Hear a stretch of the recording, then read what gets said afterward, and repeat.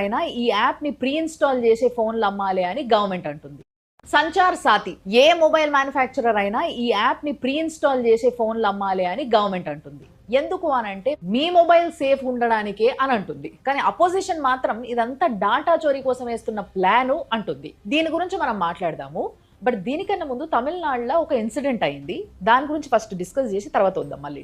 తమిళనాడులో ఒక ఇంట్లో ఒక దొంగ పడ్డాడు.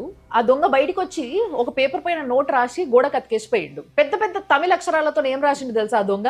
అరే ఇంటి నిండా ఇంటి బయట ఇన్ని కెమెరాలు పెట్టుకున్నావురా నువ్వు, కానీ ఇంట్లో పైసలు పెట్టుకోవడం తెలియదారా నీకు? ఇంట్లో పైసలు లేని ఇన్ని కెమెరాలు పెట్టుకుని ఏం చేస్తావురా నువ్వు అని చెప్పేసి రాసిపోయిండు. డాటా చోరీ అనే కంప్లైంట్ కూడా సేమ్ ఇప్పుడు ఇందాక చెప్పిన ఇన్సిడెంట్ లెక్కనే ఉన్నది అన్నట్టు.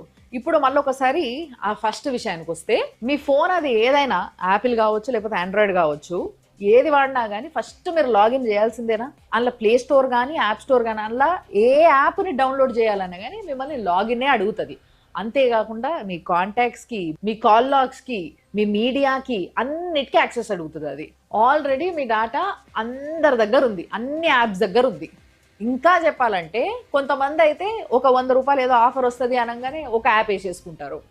ఇట్లా ప్రతి ఒక్కరి దగ్గర ఉంది. అంతెందుకు, మీరు ఏదైనా షాపింగ్ మాల్ పోయినరు, ఎక్కడికైనా పోయినరు, అక్కడ పోతలేదా మీ డాటా? ఇంకా చెప్పాలంటే సోషల్ మీడియాలో మీ డాటా అంతా తీసుకుపోయి కార్పొరేట్ కంపెనీస్కి అమ్మేయడం ఎప్పుడో జరిగిపోయింది. ఇంకా ఏదో మిగిలింది అని మీరు అనుకుంటారు, కానీ మీ ఫోన్లో ఉన్న 100 యాప్లు చేసే పనే మీ డాటాని అటు ఇటు పంపించడమే. ఇంకా యాప్కి సంబంధించి విధి విధానాలు ఏందో కూడా అసలు ఏమీ తెలియక ముందే చాలా మంది డాటా చోరీ కోసమే అని చెప్పి ఒక ముద్ర వేసేస్తారు దాని మీద. చూద్దాం రానున్న రోజులలో నిజంగానే అట్లాంటి విషయం ఏదైనా ఉంది అని అంటే కంపల్సరీ ఇట్లనే కూర్చొని మాట్లాడుకుందాం. సంచార్